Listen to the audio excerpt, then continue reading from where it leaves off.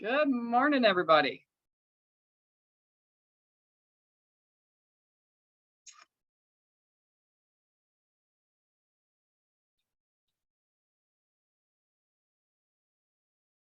We got a fun topic. Today we're going to talk about kids.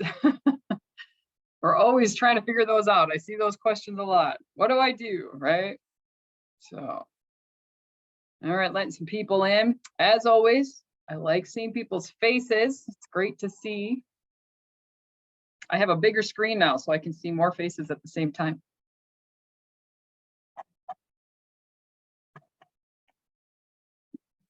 All right. And if you have questions, you can certainly raise your hand. You can put them in the chat. I do try to get to everybody. We're gonna make the screen bigger. There we go. All right. Lots of people joining. It's good to see everyone. I have a new camera, so hopefully it doesn't fall off. It's stuck with a little suction cup on my screen. So if it suddenly falls, you'll know what happened. I didn't fall. All right. People coming in.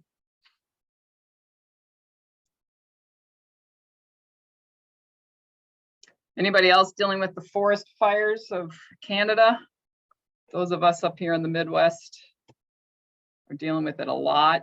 It does make for some really pretty sunsets, but it's bad. No, we just have killer heat in Texas. I've heard that Texas has decided you want, to fry things on it, eggs on your sidewalk every morning. I don't know what's going on down there. We're supposed to be there. I will be there at the conference the last Sunday, Monday, and Tuesday of July. And this July, I'm like, none of us are leaving the outside. Like, we're all going to be inside in the air conditioning. There's none of this. Texas is trying to kill people. It's like you're copying Australia. If you had the dangerous animals outside of rattlesnakes, then you'd be Australia.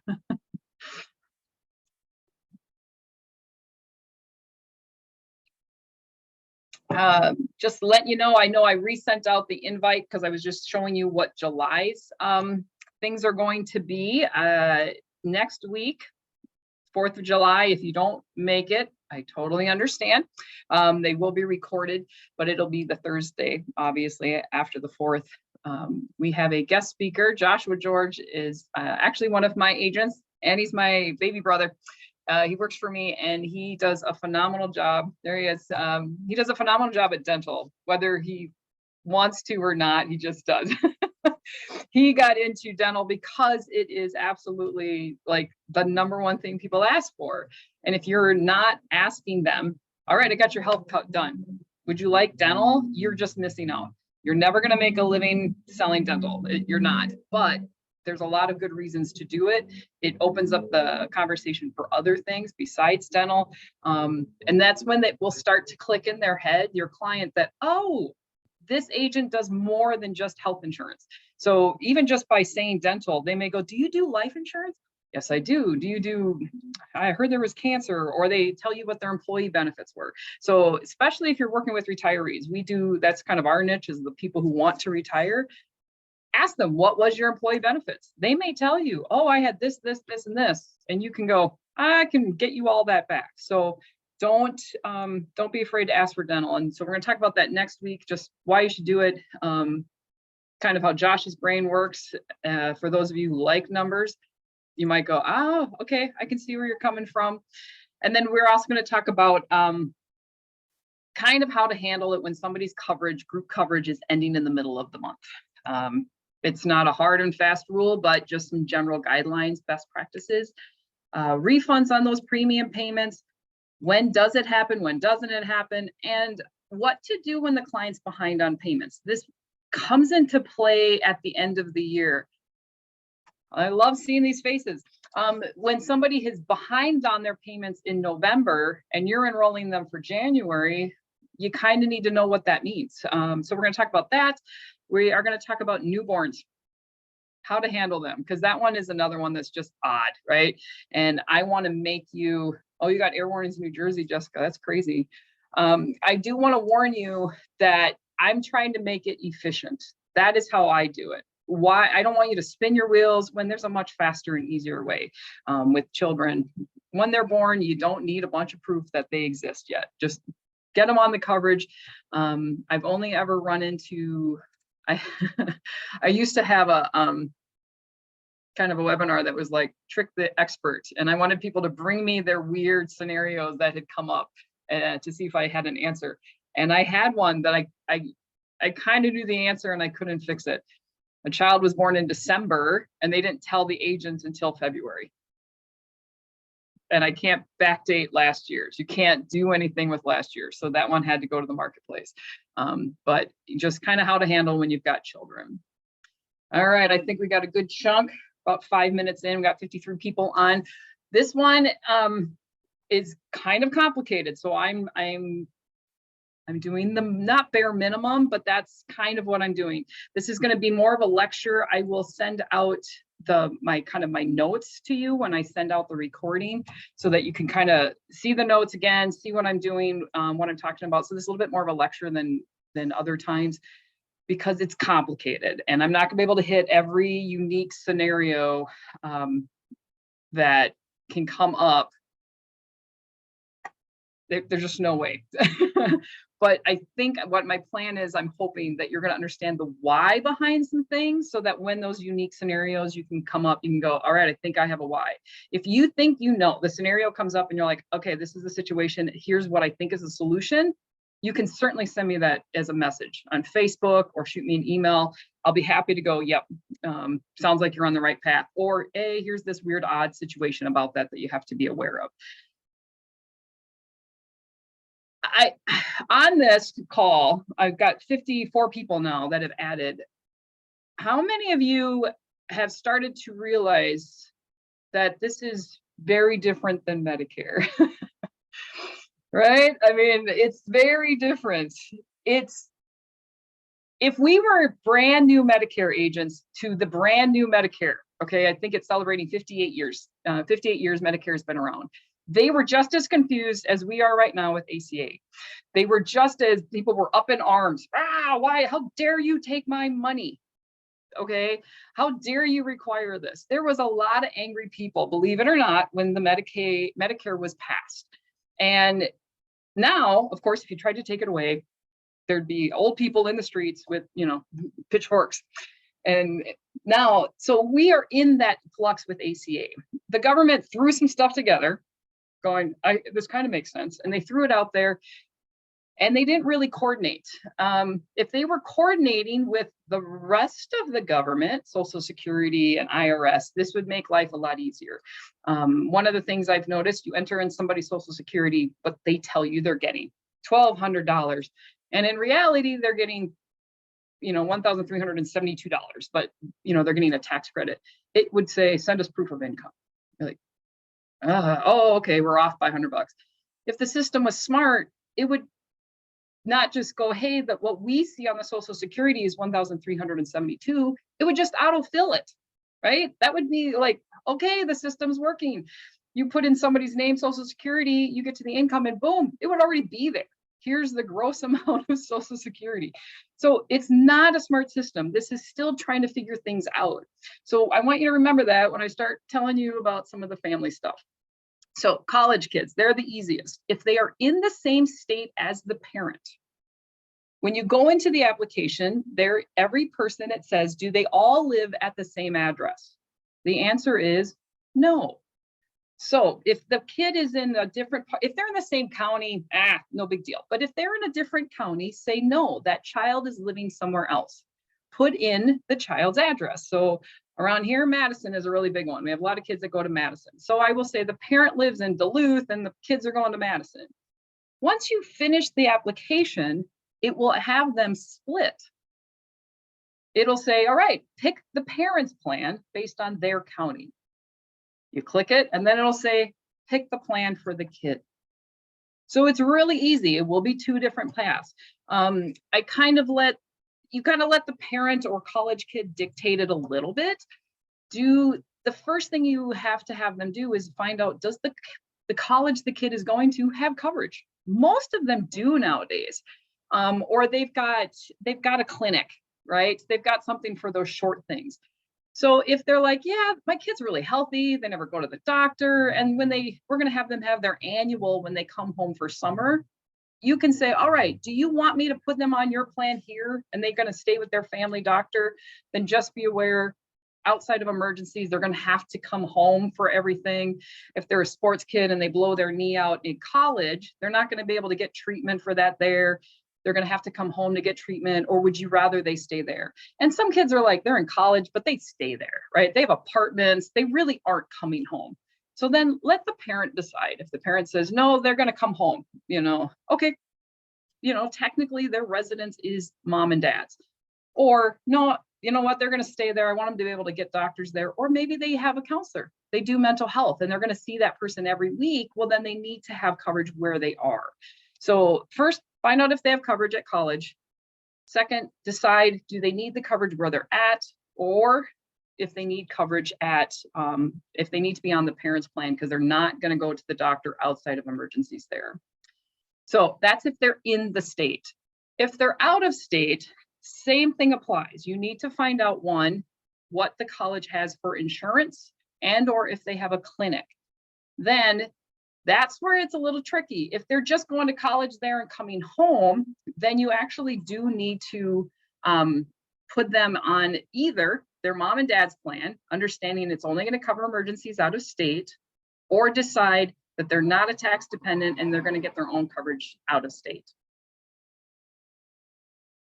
So somebody asked a question. Let me get over there. Where is my mouse? I don't even know what it's doing. There it is.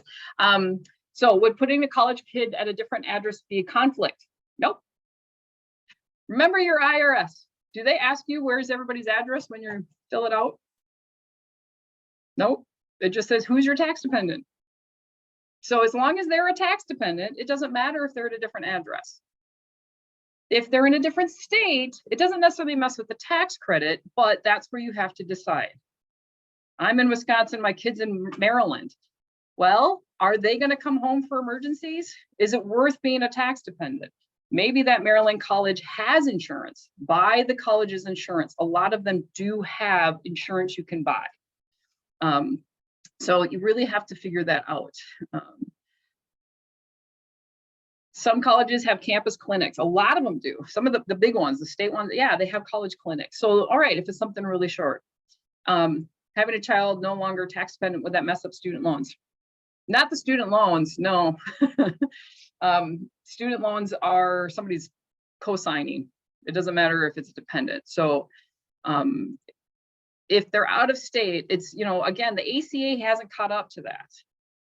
We're at the beginning stages, even though it's been around for 10 years, it doesn't catch up to that. That's why kids are kind of the ones that gets weird and lost. So if they're in the state, decide, are they going to stay on mom and dad's plan in their county, or do I put them in a separate address? And then they're going to be in two different plans. And then when they come home for the summer, all right, I take them off the college one, I put them back on with mom, unless they've reached their max out of pocket, they're going to be going back to that college in the fall. Yeah, okay, I'll just keep them there. So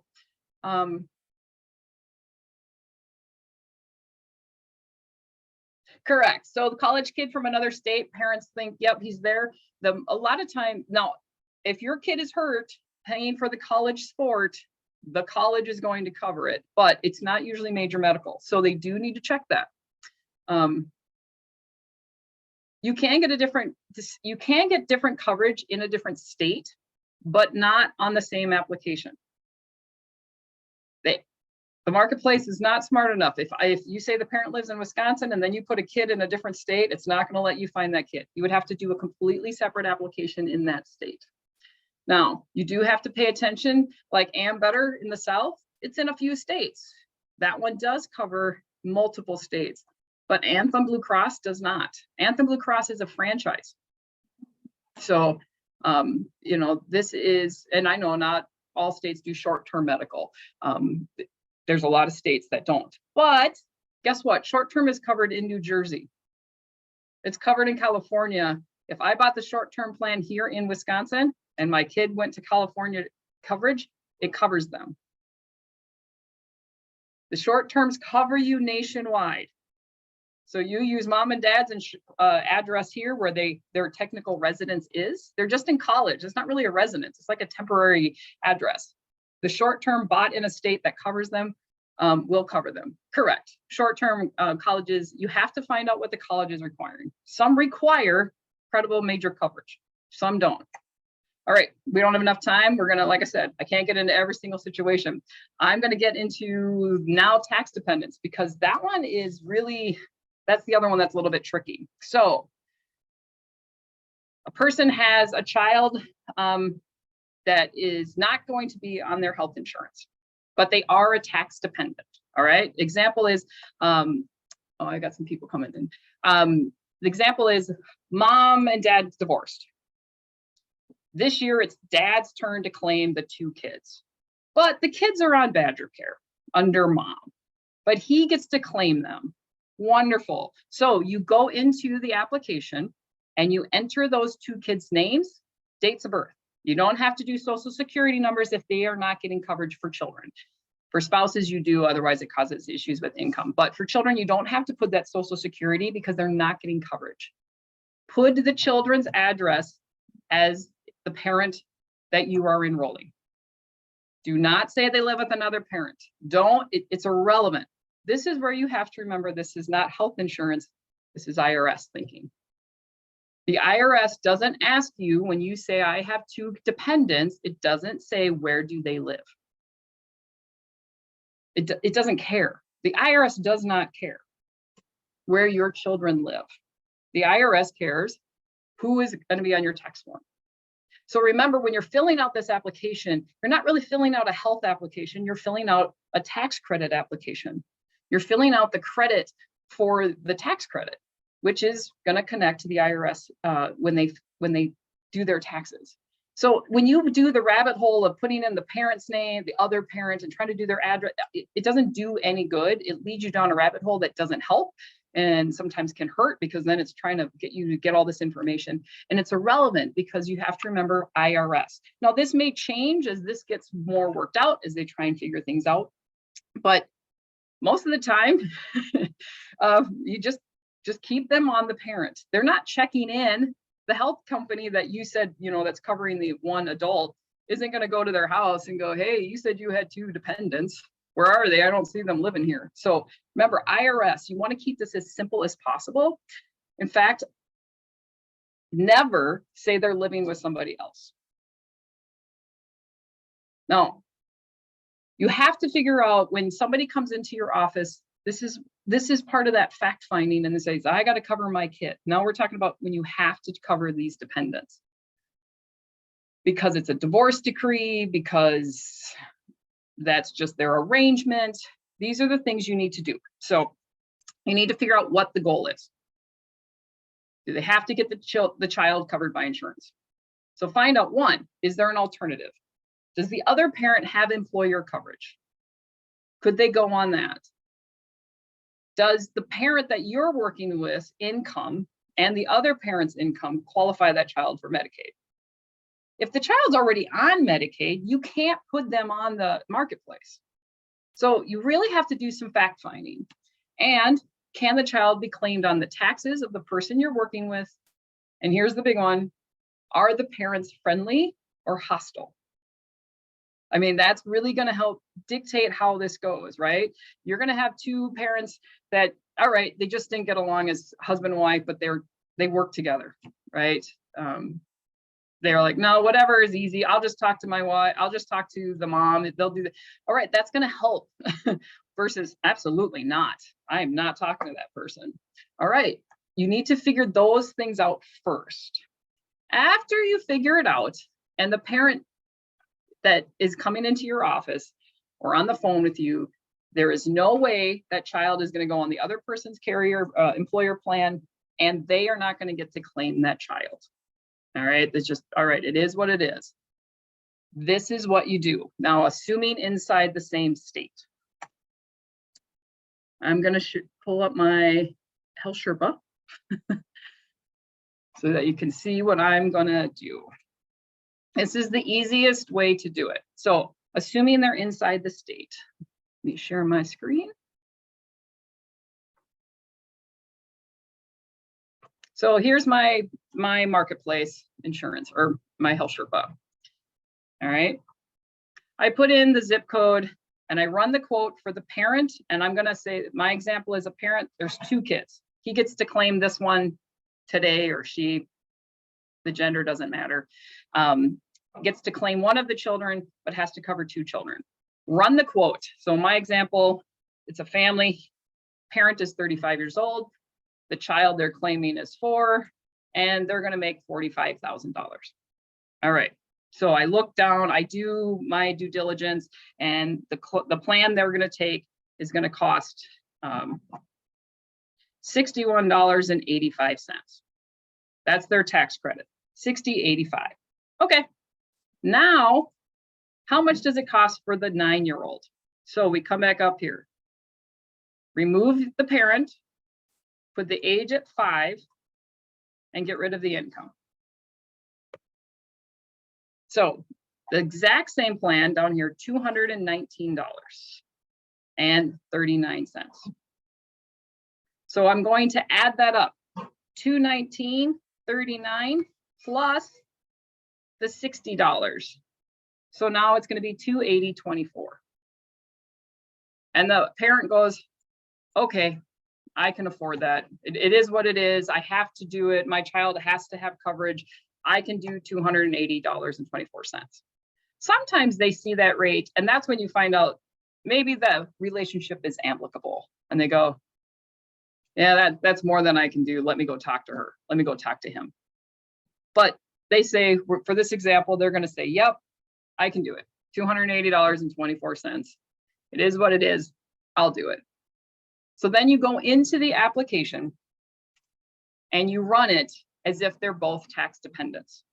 Put both of them on the insurance or on the application, say that you're claiming both, say they both live with you, and then at the end, take less tax credit so that they are paying the correct amount. They are paying $280.24. The IRS goes, they're good. At tax time, when they file their taxes and they really only had 1 tax dependent, and we had listed 2, the IRS goes, hey, you should have been paying $280 a month. Oh, you were paying $280.24 a month. We're good. The kid had insurance, the IRS is happy, the other parent is happy, their kid had it. That's how it works. You have to think IRS. Everything is reconciled by the IRS, not the insurance companies, not healthcare.gov, the IRS. Now, if they're in separate counties or separate state, separate counties, you're going to have to, all right, where do they go to the doctor? You can do that, lives at a different address. It'll give you the option for the other address. If they're out of state, that's when it's just tricky. That one, you have to either do the full cost in another state, you create another application, put your, the adult doesn't get coverage, don't enter any income, and just pay the full amount. Or you can look at short-term options. There are other options to look at. Those are going to be tricky. The system is not smart enough to do that yet. It should.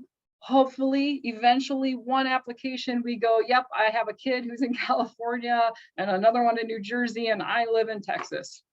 And then at the end, it's going to pull up your 3 different options.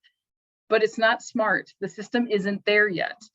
Unfortunately, it just isn't. So you have to think outside the box. You have to manually do it what it should do for itself. So I got to make an application in New Jersey. I got to make an application in California and then one in Texas. You can find agents. Hey, who's got New Jersey? Who's got California? Here's what's the situation. I need a kid in California covered. Then the divorce decrees, a lot of them are not, judges, they don't know this. They don't have any idea how this works. They just go, hey, so-and-so who made the money, you should be covering your kids. And as we know, it's usually the father, not always, but usually the father. I had one where he barely made a living. He was like this much above qualifying for Medicaid himself and was court required to cover his kids. And they were already on Badger Care because she didn't make any money. And I'm like, well, I can't put them on the marketplace. So I had to do some thinking, and what we ended up buying was getting, and I looked at I'm like, bring me your papers. I need to see exactly what it said. And it said health coverage. So we got him an indemnity plan. It was ridiculous. The Medicaid was already covering 100% of everything, but he had to have something. So he got a indemnity plan. And I go, all this means is if your kids actually go to the doctor, you're going to make some money. The indemnity doesn't have anything to pay, but he honored the court documents. So this is where you have to kind of see, you're gonna have to do a little digging. This is where contracts in other states are helpful, or contacts, whether you want to contract or contact somebody. So I'm gonna go over here and look at my questions because Hello, can you hear me, Erica? Oh, it's Jason Cetri returning your call from Florida Family Benefit. Jason was talking to all of us. All right. So, I'm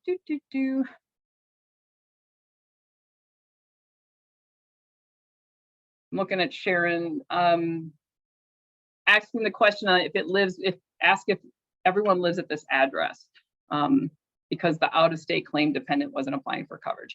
Right. If they're out of state, if the dependent is not getting coverage, you don't need to enter anything beyond that they live with the main person.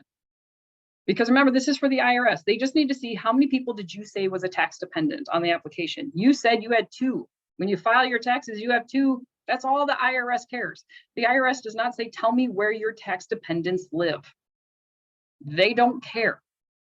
IRS, you got to keep thinking, IRS, what is the end goal? What does the IRS need to know? They just need to know how much you made and how many was on your, how many dependents. Sharon, I have 2 kids on their college health insurance at 2 different schools, and they work great. They're not rolled into any loan, pay for separately. Yep. There are some college loans that are great. There's some that's not. The parent and or child needs to look into those college.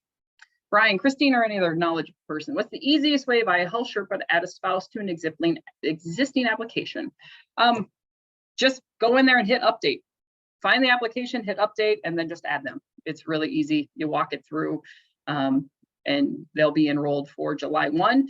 To make sure it starts for July 1, they need to say losing coverage by 6/30, and then it will start 7/1. Could you put a child on a child-only policy off the marketplace? Sure, you can do that. You can do a child-only on the marketplace.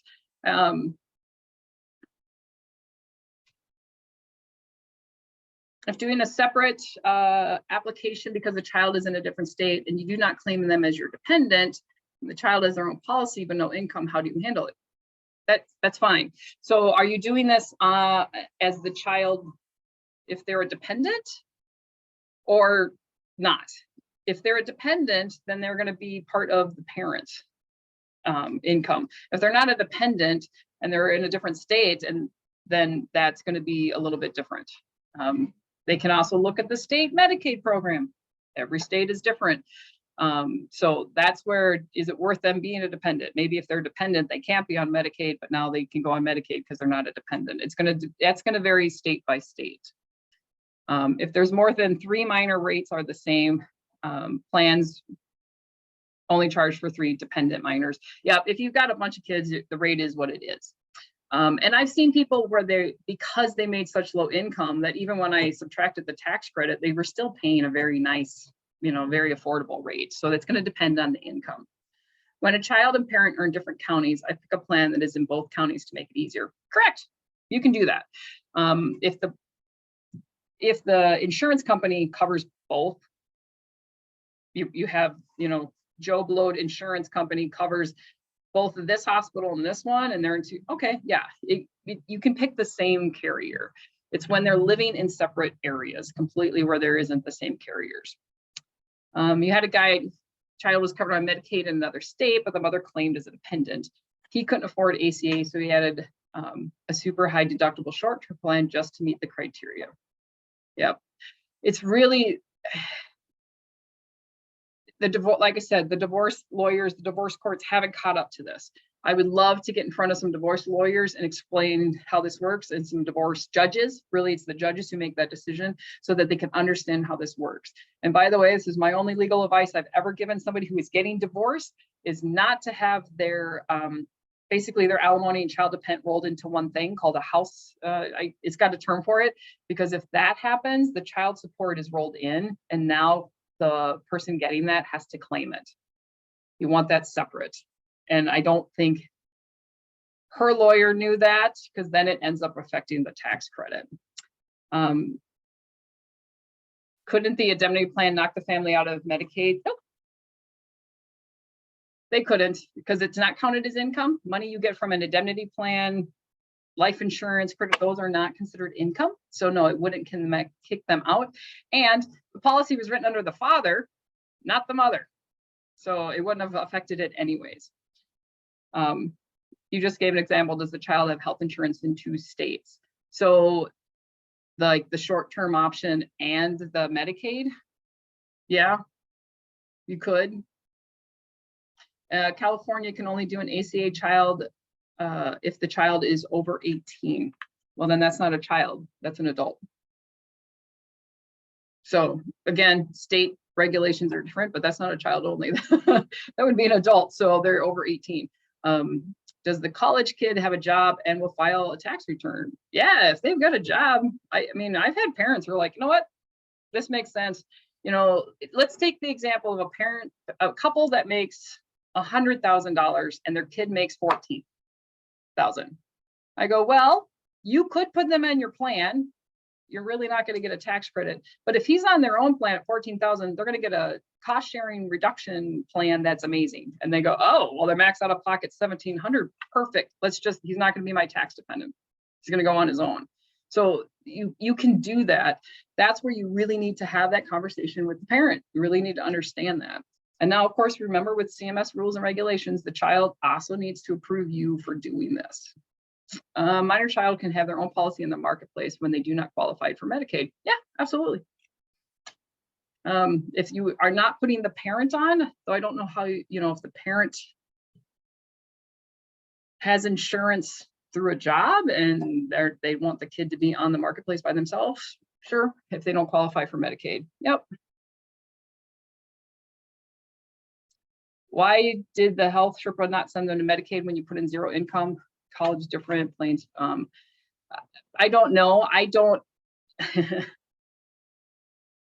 Just because Health Sherpa sends it to the Medicaid system doesn't mean the Medicaid system is going to accept it. They basically go, hey, we think you might want to look at this person.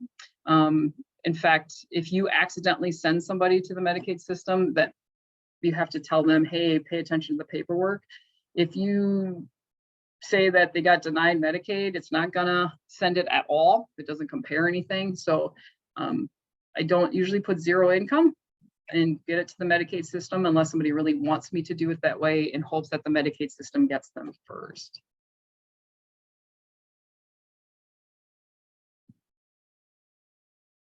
College kids in different county playing sports that college won't cover. So they will cover it if they're paying sports for the college, but if they just get hurt playing flag football out front, they're not going to cover it.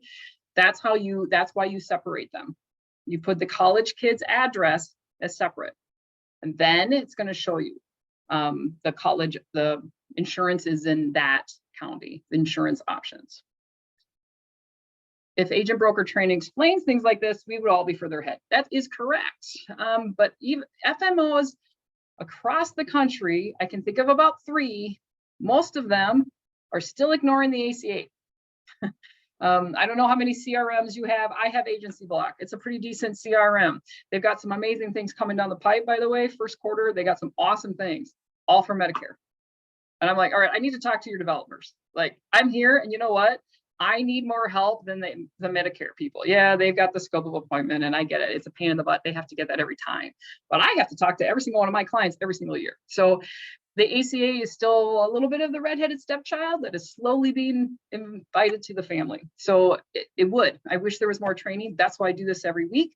That's why I created a training platform that I talked about last time, that I go into great detail of these things, a lot more detail. I've been doing this since 2013, and I am not afraid to push buttons What does this happen? What happens if I do this? I did it with my own self when I was experimenting, when I was on the marketplace. So yeah, it's, sometimes it's not beneficial to have kids on your plan. If they're got a part-time job and they're going to make 13,000, hey, or 14,000, I think now it's up. I'm going to put them on their own plan. You show that to the parent and they're very happy. You also get the parent who comes in insisting that they can keep their kid on their plan until they're 26. That is correct. You can keep them on health insurance. Doesn't mean you get a tax credit, right? And then I show them, I'm like, okay, the kid is 24 years old and makes a $50,000 job. It's time for them to get their own health insurance. But if you will have those parents who will resist, because they will remember, oh, I can keep them on until they're 26. Yes, you can keep them on your employer's plan until they're 26. And while technically you could have them on this plan until they're 26, you can't get the tax credit for them. And then they go, oh, you kind of show them. And then you go, okay, here's what the plan is for the kid by themselves, especially if they're lower income. Hey, my kid works at the Humane Society and, makes $15,000 a year. It's not even worth them being on your plan. It's better that they're on the other plan. If you leave the income portion blank in the quote, it just assumes you aren't looking for tax credit. I just don't. There's a spot at the very beginning of the application that says, do you want to enter income? Say no. And then it doesn't even ask. Boy, that application is quick. Just ask for name, date of birth, address, social security number, and that's it. It's really quick. So you don't have to enter income. You can just click, I don't want to share my income. And Mindy, I don't know, I've never just left it blank. If I'm not going to enter the income, I just say that I'm not entering that. What if the kid on the parent's plan makes more than the parent? So there's two outcomes with that, and we are definitely over time if people need to go. If the child is going to make more money and they know this in the middle of the year, let's say they're graduating in May, right? And they get a job in June, and now they are really going to be on their own. They're going to make decent money. The sooner you get them off the plan, the better. Have the parent should call you up going, all right, I had a lady call me. Take my son off my plan right now. And I'm like, wow, okay. She goes, yeah, he graduated. He just got a job. He's making 120,000. Oh, yeah, we need to get him off. You're right. So, and then he called me and we worked with what he needed. But the parents needed him off. They did not want his income because it would have messed up the tax credit. Yes, they did have to pay back some of the tax credits when they had a family of 3 listed for the first part of the year, but it was significantly less than what they were going to have to pay when they had their son's insurance. And this was back when there was that cliff. So you can change, you can kick the kids off at any time. If they get a job in October and they were in college in, up till May, are they a tax dependent? I don't know. I'm not going to give that advice. I'm going to tell them to talk to their tax accountant. You better go talk to your tax accountant, find out, right?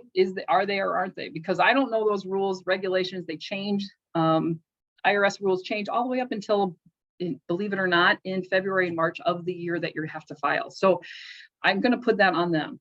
I mean, I have my own guesses, but people have still come back from their tax accountant with things that I'm like, wow, it's like magic. I didn't know you could do that. So if they're going to make more, I would take them off. Let's get them on their own plan. Now, it does happen at the end of the year. The kid made too much money. I don't know how this is. I just tell accountants this. There is a way to somehow separate them so that the tax credit goes on the child and the tax credit of the parents. And because the child is younger, the cost of their insurance is younger, somehow the tax credit gets put on the child and they have to pay less back. I have no idea how it's done. I'm not an accountant, but I know an accountant who found this because of that SAC situation where the kids suddenly made too much money and they needed to separate them. So I've told other people who then told their accountant and they figured it out. They found a way to do it. But I don't know how that is. It's much better if they tell you ahead of time. Confusing different day rented situation too often with single mothers. When I enter the application plus the dependent, child is usually sent to CHIP. They're automatically sent. If you absolutely know that they're not going to, so my state will sometimes say possibly, and it'll send them to Medicaid. This actually happened my first year way back in 2013 with myself. And then the state came back and said, no, they're not. And my child had no insurance for two months. Now, I had a healthy kid. I didn't need it. But that's when I started paying attention to my state Medicaid program. If somebody comes in and I know that they're not going to be accepted, especially right now that the rollback is happening, if you click the button, denied Medicaid, it doesn't send it. It just doesn't. It's not going to compare. It's not going to go, well, maybe they should be. It just isn't. Again, it's a glitch in the system. They might fix that in the future, but for right now, if you say denied Medicaid, it keeps the kids on the plan. Now, if you get to the end of the application and it says, send us proof that so-and-so is no longer on Medicaid, that means they have it. They may have not wanted their kid on it or whatever, but they do have it. But if they've never been sent to the Medicaid system and you say they're denied, it just adds the kids to the policy. They're missing 1095. You can get that on Health Sherpa. That is, now you're not going to get back from 2020 or 18 or something, but on Health Sherpa, you can pull them into your thing and they can get it. They can also, if they have the healthcare.gov account, they can do that. So yeah, Brian, keep thinking the system's smarter. I can't tell you how many times you need to tell yourself this system is dumb. I tell my clients the system is dumb when it's asked if the 3-year-old girl is pregnant, right? If it asks if the 10-year-old is married. If this was a smart system, I don't think it should ask if it's the ages of children where it's illegal for them to be married if they're married. It's not a smart system. And it's not going to ask if a 3-year-old is pregnant, right? I mean, I loved it one time. It was a baby. I think they were 3 months old, but because it was a girl, it says, is this one pregnant? It's not smart. The people who created this program did not ask how the real world works. They didn't ask how the other systems work. And the system is still as antiquated as it was. As fancy as Health Sherpa is, Insura and all the third-party vendors, it's just a really fancy covering. They are all bound and dictated by healthcare.gov. And of those of us agents who did this in 2013, 14, 15, and we know how stupid and asininely just crazy that application is, it's still the same. It's still the same chassis. I don't care how fancy this car looks. The engine in it is a Model T. Okay, it's an old crank up. It's an engine that is not as fancy as you think. The outside looks fancier, and Health Sherpa has helped a lot. They've changed some of the wording on some things to make it a little clear, but that's where you become the expert. You get to tell them what the system is really asking. This is what it really means. It's not smart. It really is not a smart system. And now state exchange, those are their own thing. I can't really do that. As for the date denial, that kind of stuff, I don't know state exchanges. That's where if you work in a state exchange, start going to any kind of networking event with insurance carriers and find the agent who's been doing it since the beginning. Find the one who's played around with it, because that's going to be the one who's going to help you. Because yes, I know, Jessica, it makes you a little uneasy because now you're in the States, but I don't know how state is. I just know how the feds are. And the Fed doesn't, they don't care. They just want to know at the end of the year, the IRS goes, what did you make? How many dependents? And what did your application say? That's all they care about. They don't ask what county you were in, right? They don't care. So think this is a stupid system. It's going to get caught up, good, bad, or otherwise. Eventually, now that it's here to stay, it's not going anywhere. You're going to get people concerned during open enrollment about the election and what happens. It's not going anywhere. So don't, I mean, I remember people thinking Medicare was going to go away because of President Obama was leaving. I'm just like, wait, what? Even if it goes away, I think Josh had somebody yesterday said in 2 years, what happens if this goes away? I don't know. We'll deal with it in 2 years, right? It's not going away. There are some states that are doing some interesting legislation about state exchange programs and full, basically insurance for all through the state. And we'll see what that happens, and we'll learn and adjust. But, don't let clients, just be the voice of reason. Yeah, there might be a complete changeover in the House. This isn't going anywhere because there isn't anything better at this point. The ACA needs to be fixed. There's things that need to tweak it. And as agents, we all know the system is what they need to fix first. Could they just give it an engine, make an application that makes sense? But in the meantime, use that to your client's advantage. Find the ways around. Sometimes you have to make it, you have to manually do it what the system was meant to do.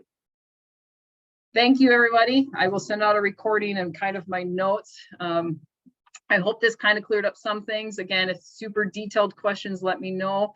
Otherwise, thank you very much. Have a wonderful rest of the week and a happy 4th of July. Thanks, Chris. You're welcome. I'm